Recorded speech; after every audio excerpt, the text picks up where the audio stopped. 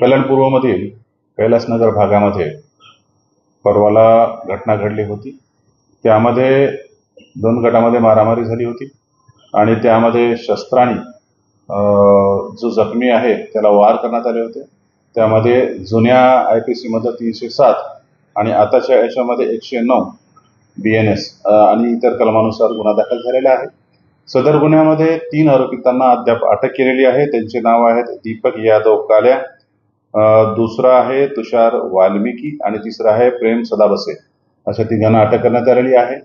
अद्यापही काही आरोपींची शोध चालू आहे। थोड्या दिवसात ते पण अटक होतील। सदर गुन्ह्यामध्ये अटक केलेल्या आरोपींना आज माननीय न्यायालयासमोर हजर करण्यात आलेलं आहे आणि माननीय न्यायालय PCR किंवा MCR देईल, त्याप्रमाणे पुढचा तपास होईल। त्यांच्या आणखी आरोपी जे 3 आरोपी त्यांच्यावर काय गुन्हा दाखल आहे का पूर्वीचा? आता जे अटक आहे त्यापैकी 2 आरोपितांवरती पूर्वीचे पण गुन्हे दाखल आहेत आणि त्यापैकी प्रतिबंधक कारवाई सुद्धा दोघांवरती करण्यात आलेली होती आणि आता त्यानंतर त्यांनी गुन्हा केलेला आहे। त्यामुळे आता याच्यानंतर त्याच्यावरती सक्त अशी प्रतिबंधक कारवाई करण्यात येईल। वाद कसं झाला होता? वादाचं कारण हे 2 गटांमध्ये आपसी दुश्मनी आहे पूर्वीची आणि त्यावरूनच वाद झालेला आहे। त्यांचे काय गँग वगैरे आहे सर? ते कसं काय?